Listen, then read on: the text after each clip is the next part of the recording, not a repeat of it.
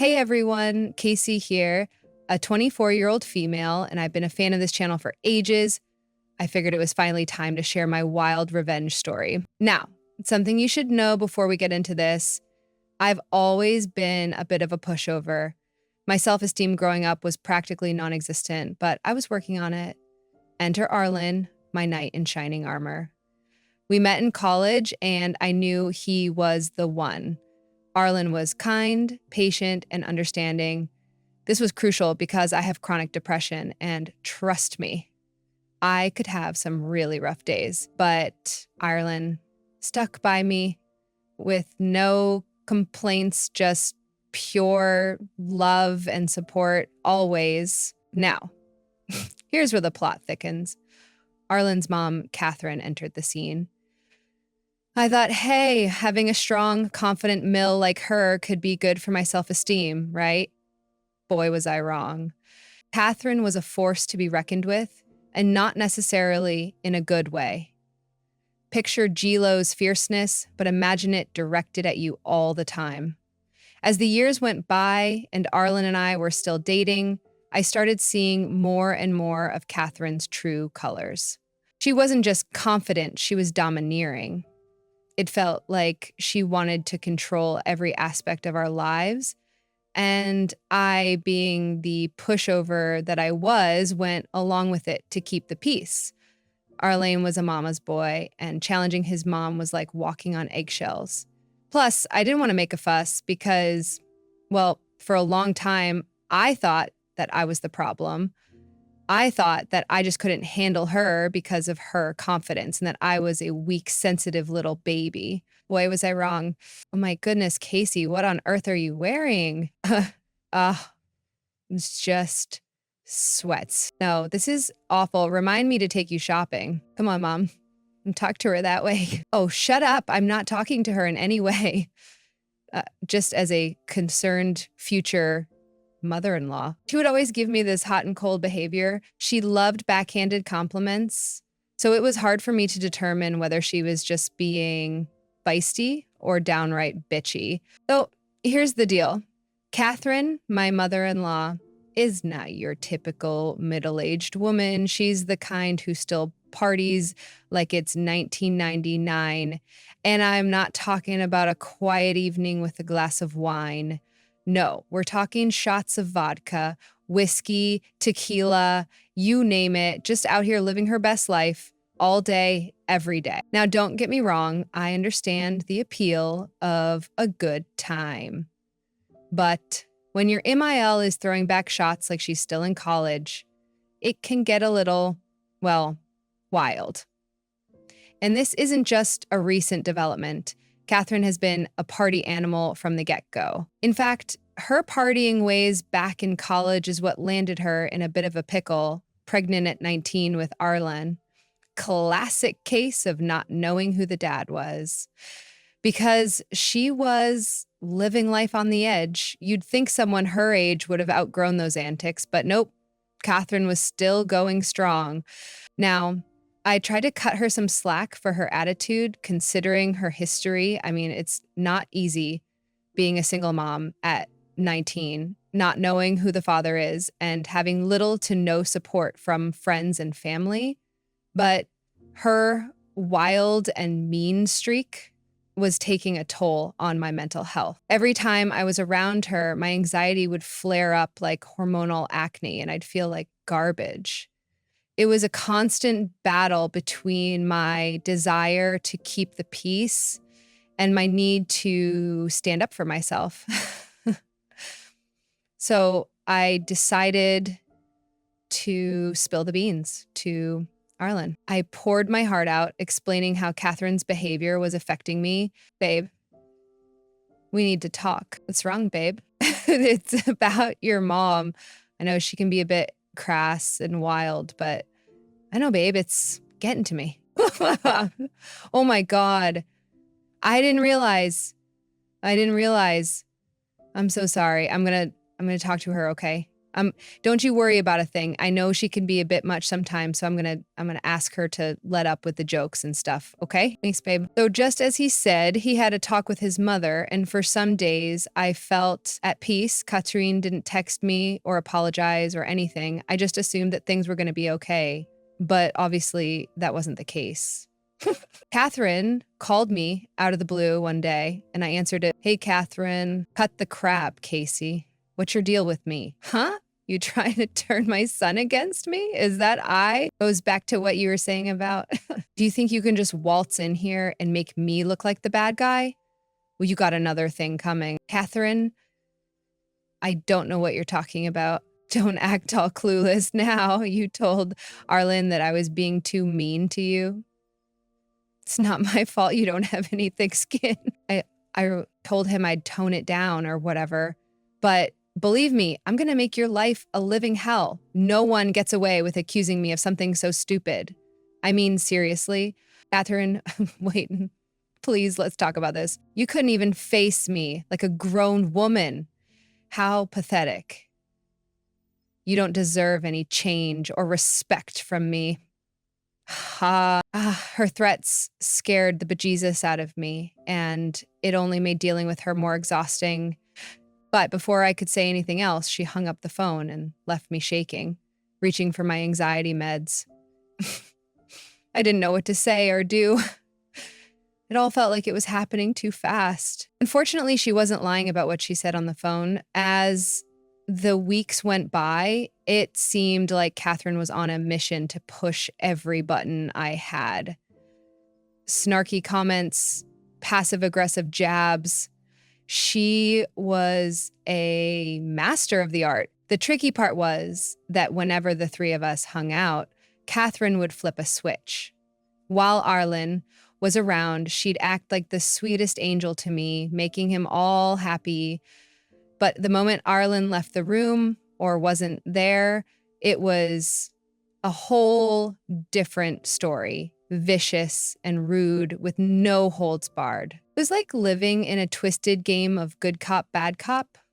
I felt like I was walking on eggshells, not knowing which version of Catherine I'd encounter that day, always depending on Arlen to be there with me so that I could avoid her crap.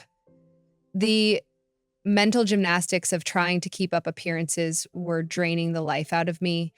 I was scared and exhausted, and I didn't know what to do. You might be wondering why I didn't just talk to Arlen again. Well, to be honest, I was scared. The fear of what Catherine might do if Arlen found out about what she was doing scared the crap out of me. I just decided to become a puppet in her little charade, all for the sake of keeping the peace. But whose peace was I keeping? Telling Arlen the truth felt like opening Pandora's box. What if he didn't believe me because of how nice she was acting? What if he would confront her and she would put on a show and flip it back to me? What if he did believe me and the situation would just strain his relationship with his mom even more? 1,000,001 things could have happened, and I wasn't about to find out. I felt trapped in a no-win situation, silently enduring the storm that Catherine had let loose. Days turned into weeks, and I became a master of putting on a facade, smiling through the torment, pretending everything was hunky-dory, all while my stomach churned with anxiety. It was a relentless game, and I was on the losing side. Unfortunately, I didn't know if I could handle this any longer. I was even on the verge of telling Arlen about everything, but I kept on second-guessing myself. A couple of years went by, and I did my best to avoid Catherine, but obviously I couldn't hide from her forever. You'd think she'd get tired of bullying me, but I guess I was an easy target for her, so she just kept going on and on. No. She'd say things like, you're so useless. I don't even know why my son is dating you. And you're taking all of these meds, but you're still such a shaky little mess. I think you need a refund, sweetheart. This is all so pathetic. I was about to lose it. I was even considering ending things with Arlen, even though that would crush me. But I wanted to prioritize myself and my mental health, and at the moment, that seemed like the only solution. But one day, I found a ring in Arlen's jacket. He was planning on proposing. My heart melted instantly, and I knew I couldn't leave him. He wanted to marry me? Me of all people, could you believe it? I was over the moon, and those rose-colored glasses were on, honey. I started thinking that maybe Catherine would finally respect me if she saw that we were engaged. So I decided to button my lip about ending things and start being hopeful for the future. Whew. Well, after all the proposal excitement, I turned 23, and guess what? Arlen decided to pop the question on my birthday. It was like a dream come true. I, of course, pretended like I knew nothing about the surprise, and we were over the moon. Surprisingly enough, just as I had hoped, it seemed like even Catherine was catching the love bug too. When Arlen dropped the news, she was actually happy. For once, it seemed like she was easing up on me, and it was a pleasant surprise. With wedding bells ringing in our future, I foolishly thought maybe we were turning a corner in our relationship. Perhaps becoming family officially would thaw out the ice between me and Catherine. Oh, how wrong I was. Fast forward 2 months, and the wedding was in full swing. Everything was rolling smoothly, and even Catherine was doing her usual party antics, downing drinks like there's no tomorrow, and dancing like it's her personal nightclub. And, we either laughed, joined in, or judged her with their friends. All I know is that everyone was having a good time, and I couldn't ask for anything more. At least she wasn't being snarky or rude for once. A girl deserves some peace on her wedding day, right? Arlen and I were on cloud nine, of course, soaking in all the love and joy. The day was special, one for the books. I couldn't have asked for a better wedding. With such a high, I figured it was finally time for me and my MIL to turn over a new leaf. So a couple of months into wedded bliss, I thought, why not? Let's invite Catherine for coffee. Just a casual hangout to build a bridge. I dialed her number, hoping for a pleasant conversation. But oh boy, was I in for a rude awakening. The moment she picked up the phone, it was like a switch flipped. Yet again, the warmth was replaced with frostiness, and she unleashed her mean and nasty side on me, just like before. I was taken aback, wondering if I had dialed the wrong number. But no, it was Catherine. Back to her old self. You think you can invite me to coffee? What makes you think I would want to be seen alone with you in public? I'm already forced to hang out with you enough, but I thought that things were better between us. Bitte? I never cared for you, Casey. I want you to know that. Then why were you being so nice to me these past couple months? What was up with that? I was only doing that because I knew you had a wedding to plan. You think I was actually being nice? Don't make me laugh.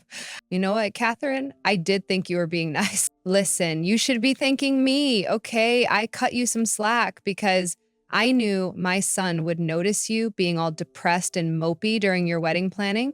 Then he'd start prying, and knowing you, you'd crack under the pressure. You're like a delicate little leaf just shaking in the wind. I had to do it. Consider it a wedding gift. I tried to salvage the conversation, thinking maybe it was just a bad day for her. But the more we talked, the clearer it became she hadn't changed a bit. The facade at the wedding was just that, a facade. I hung up feeling a mix of disappointment and frustration. It was a harsh reality check. No matter how much I hoped for a better relationship with my mother-in-law, the truth was staring me in the face. Catherine wasn't about to turn over a new leaf. The question was, how would I deal with it? To be honest, for a long time, I didn't know. The good thing was I didn't have to know what to do because one day, Catherine just up and left. Life has its own way of throwing curveballs, doesn't it? You heard that right. Catherine pulled off a disappearing act that no one saw coming. To everyone's shock, one day, she just left us, vanished into thin air like a magic trick, leaving everyone scratching their heads. At first, I have to admit I was kind of relieved. Catherine's toxic energy was gone, and it felt like a weight lifted off our shoulders. While everyone was worried, I was low-key chillin'. I thought she might be off somewhere trying to find a new rich man to exploit, thinking she'd resurface with a new story and more drama. Sue me for enjoying some peace and quiet for a while. But 1 month had gone by, and my relief was slowly being replaced with worry. Then another month went by, and we went into full panic mode. Arlen and I started to get genuinely concerned about her safety. In desperation, we filed a police report, hoping they could help us find some answers. However, the police weren't exactly sympathetic or hopeful. They questioned why we took so long to report her missing. The longer you wait, the lower your chances of getting answers you'd like to hear, they said. It was a tough pill to swallow. Arlen was broken. It tore at my heart to see him like that. She's always been reckless, I know that. But disappearing like that for this long, something is wrong, Case. I can feel it. I know this is a lot to handle, Arlen, but I promise you, we'll find her. How could she be so stupid? What was she thinking disappearing like that? Do you think she did this on purpose? Babe, I think you need to sit down, okay? This is a lot and you need to rest. I'm so sorry about everything that's going on. As his wife, I did my best to comfort him, but the uncertainty was eating at both of us. A total of 7 months had passed, and we were forced to accept the grim possibility that Catherine might no longer be alive. We tried everything: search parties, news interviews, social media campaigns, but all in vain. It was a dark time for Arlen and me. 2 more months passed, making it a total of 9 months since Catherine went missing. Arlen and I had slowly started to accept that she might never be found. We were doing our best to pick up the broken pieces, trying to move forward without the closure we desperately wanted. Just as we were settling into our new reality, life threw us yet another curveball. I was in the kitchen cleaning the dishes when the doorbell went crazy. I figured it was probably just the neighborhood kids playing pranks again, but when I opened the door, I was met with the shock of a lifetime. There stood Catherine, alive, but not so well. She looked like a mess, just dirty. She also appeared to be high on something. Listen, I don't have much time, okay? You need to hear me. What I'm about to say, it's gonna sound crazy, but I need you to stick with me on this, okay? Okay? Okay? I was too stunned to speak because what added to the shock was that she was holding a newborn baby in her hands. Even though I was as quiet as a mouse, Catherine, in her crazy state, started singing like a canary. It was the first time I saw Catherine look scared, vulnerable even, and the entire situation overwhelmed me. I didn't know what to make of it. The woman who had disappeared without a trace, leaving everyone in pain, was now standing on my doorstep, looking like she'd been through the ringer. And what about the baby? The whole scene raised more questions than it answered. What's going on? Whose baby is this? Like I said, I don't have time to explain. The police are on their way, and I need you to pretend that this baby is yours and hide me in your bathroom. Oh my God, Casey, I don't have time to deal with your airheadedness right now. What part of this are you not getting? All of it. Ugh, I don't even know why I came here, but I'm here now, and I need your help, okay? I think they saw me coming here, so they'll be here soon. Take the baby. Not until you tell me everything that's going on and where you've been. We were worried about you, you know? How could you vanish like this? And why do you look like that? Are you high? Is this baby stolen? What? No, it's crazy. It's my baby. She said that as if it was the most normal thing to say. I felt like I was in some horrible nightmare. It's my baby, okay? I gave birth a week ago. That's why I've been gone. I couldn't face you people with a baby bump. Who's the father? Some man I met in Cali. Okay. Jesus, is this an interrogation? I told you I won't help you until I get all the details. Ugh, fine. His name is Ernesto. He's this swanky guy who's really cool and rich. He's been my secret lover for like 3 years now. 3 years? Why didn't you tell us? Because, well, because he does some not so legal things. Is that why the police are on their way? Casey, you're getting on my nerves. Let me in and take the damn baby, will ya? Swear to God, it's like I'm talking to a plank of wood. So dense. Even in this crazy situation, Catherine still found time to be a jerk to me. It's almost impressive how she can keep up her bad attitude. I asked Catherine if she was sure the cops were coming, and she was all confident and scared, saying they were on their way. So, against my better judgment, I let her inside and took the baby. Time passed and no sign of the cops. Catherine, thinking they wouldn't show up, went back to her usual mean self towards me. Unfortunately, Arlen was away on a business trip and he wouldn't be back for another week. I didn't tell him about this because I didn't want him to worry. Don't judge me, y'all. I panicked. It was all too much to handle. So that means we were left alone with each other and a newborn baby to take care of. All of those feelings of anxiety came back. Catherine, maybe because she was high and/or stressing out, started telling me more about her situation, stopping often, showing a mix of embarrassment and anger at her current problem. It turns out this Ernesto guy she got mixed up with was really bad news, dealing in all sorts of shady stuff now. She was being chased after by the cops because of the crap he was doing. 2 days went by, and it seemed like the police had lost Catherine, and she had become ruder and ruder with each passing minute. She also dumped her baby on me like I was some nanny, and I was getting fed up. But just when we thought we might catch a break, I heard the doorbell ring, and to my surprise, 2 police officers stood at the door. I was holding the baby, and Catherine was pigging out on the couch. When the police arrived, Catherine sprinted to the kitchen to hide like a kid caught with her hand in the cookie jar. The cops started asking questions, describing Catherine's appearance and wanting to know if I knew anything about her. That's when it hit me, the perfect chance for some payback. I was going to save her. But then I thought, why?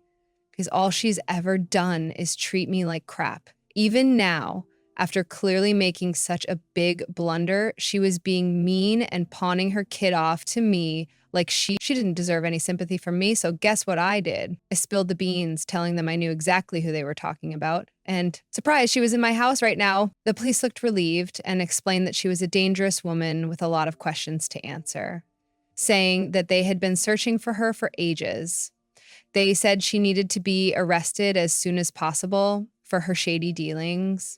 But before they could barge in and take Catherine away, I asked if I could have a minute to talk to her. So there we were, me, the baby, and the cops, all huddled in the kitchen where Catherine was shaking like a leaf. Casey, what the hell? You let them in? Yes, I did. Why would you do that? Why are you needed? Because you're an awful person and you clearly need to be locked up. I don't know what you did exactly, but you're finally going to get your karma. Catherine started bawling her eyes out, begging me to forgive her and to tell the cops the truth. But I wasn't about to cut her any slack and make up a story for her.